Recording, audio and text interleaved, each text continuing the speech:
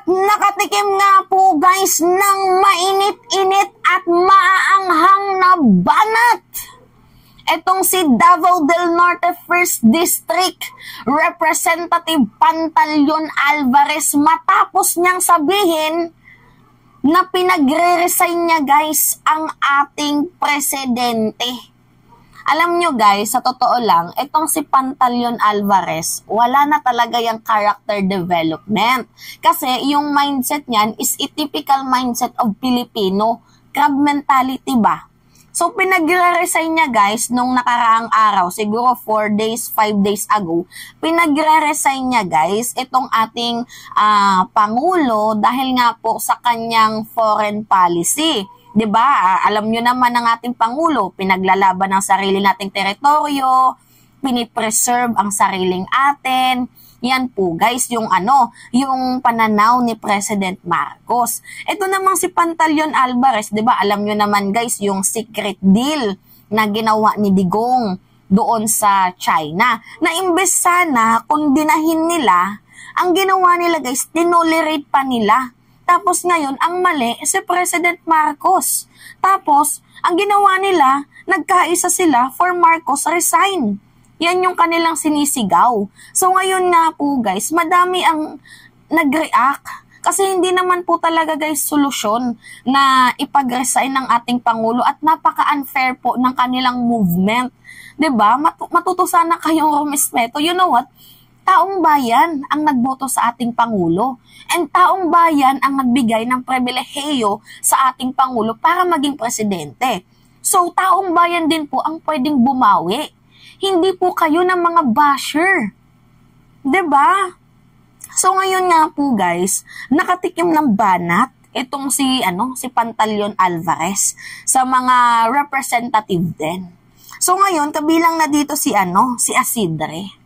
Tinuligsa niya guys itong ginawang calling ni Pantaleon Alvarez na mag-resign na daw itong si President Marcos. So sabi niya, panawagang BBM resign ni Alvarez tinuligsa ni Isidre.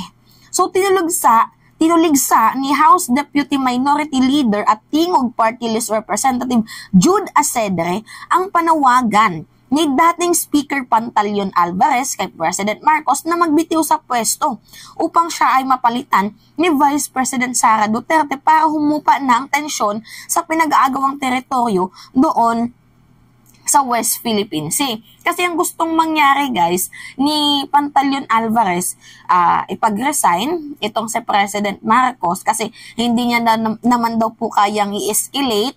Hindi niya po kayang pahupain daw ang tensyon doon sa West Philippine Sea at yung gusto daw po ng ating presidente magkaroon daw po ng gera. So much better na lang daw po na si Sara Duterte ang ipalit. Guys, wala pa akong nakita na presidente or narinig sa buong tala ng buhay ko na yung kanyang kanyang nasasakupan, pinahamak niya. Kasi lahat naman po ng presidente meron pong desisyon na pagandahin, ayusin, 'di ba, paunlarin ang kanilang bayan. Wala po akong nakitang presidente na pinahamak niya ang kanyang bayan. Wala po akong nakitang ganoon. Siguro may mga maling desisyon pero hindi po gusto ng isang presidente na magkaroon ng gera.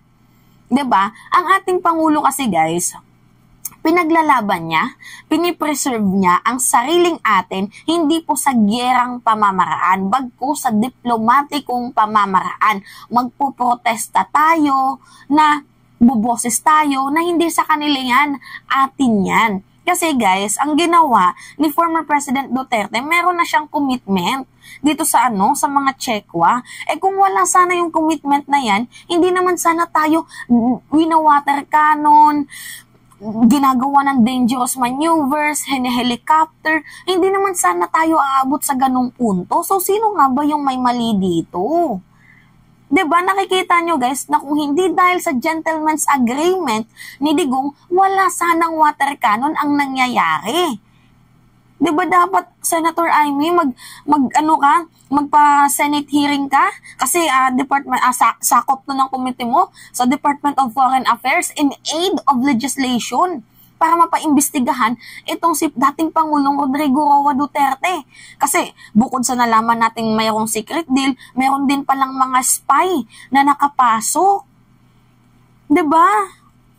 Now anyway, going back sa ating topic, former Speaker Pantaleon Alvarez remarks are not only defeatist but dangerously naive. To suggest that President Marcos should resign in the face of aggression is misunderstand the very essence of leadership and national sovereignty.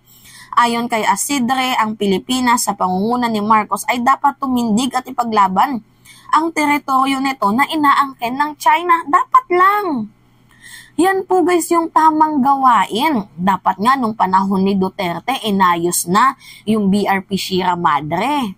Kaso wala. Ang kasunduan nila, hindi kukumpunuhin, hindi aayusin ang BRP bagkus inaantay nila itong mabulok na lamang. So pag nabulok, anong ibig sabihin nun? Kanila na ang West Philippine Sea partida sa parte ng Ayungin Shoal. So we must confront our challenge head on, not by backing down, but asserting our rightful place in the internal community. Sabi pa ni Asedre. Guys, never pong magiging win-win solution itong pagpaparesign nyo, itong pagpapatanggal nyo dito kay President Marcos. Kasi yung mga boundaries dispute, territorial dispute, hindi lamang po yan nararanasan ng bansang Pilipinas at ng bansang China. Marami din pong mga bansa ang nakakaranas ng ganitong issue, hindi lang po yung West Philippine Sea. So, yung mga ganyang usapin guys, hindi na po yan bago. Nagkakatalo nga lang po dahil meron tayong mga pinaglalaban, pero yung mga territorial disputes, boundaries dispute, hindi na po yan bago dahil kahit ng ibang bansa, nakakaranas po guys ng ganyan. 'Di ba? So, ngayon, ang pinaka-importante dito is meron pong ginagawang movement, stepping stone, kahit maliit na lakad itong ating presidente para mapanatili ang ating teritoryo na sariling atin. Yun po yung movement na ginagawa ng ating Pangulo. So although matagal pa po ito guys na tawag dito na labanan, pero at least mayroon pong movement, kahit mabagal, at least mayroon pong movement na ginagawa ang ating presidente. Hindi katulad ng panahon ni Digong na hinahayaan niya lang ang Chinese na gumawa ng kahit kahit pa ikasisira natin, as long as 'di ba, ma-uplift lang nila yung kanilang bansa kahit pa masira pa yung mga kayamanan natin, 'di ba? As long as ma-secured nila yung kanilang bansa, hindi naman po pwede 'yon. Sila lang yung anak ng Diyos, 'di ba? Basta ang importante dito guys, gumagawa po ng solution ng ating presidente para ma-preserve ang sariling atin. So ngayon, it may be true that is no one's responsibility to demonize one particular country. It is, however, best to be reminded that it is very government officials' sworn duty to protect and defend the Constitution, including every inch of our national territory. Correct? 'Di ba? Ayon kay Asedre, maaaring maipagtanggol ang teritoryo ng bansa kasabay ng pagpapaunlad sa ekonomiya at pagtugon sa pangangailangan ng bansa.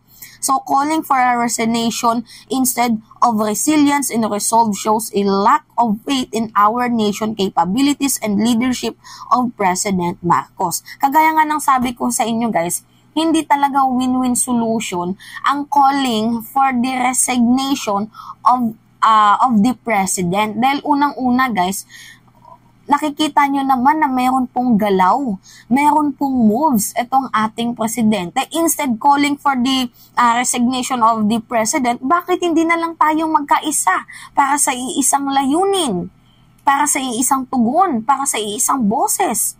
Diba, bakit hindi na lang tayong magkaisa? Instead na i-downward nyo ang ating presidente, tayong mga mamamayang Pilipino, kumilos din tayo.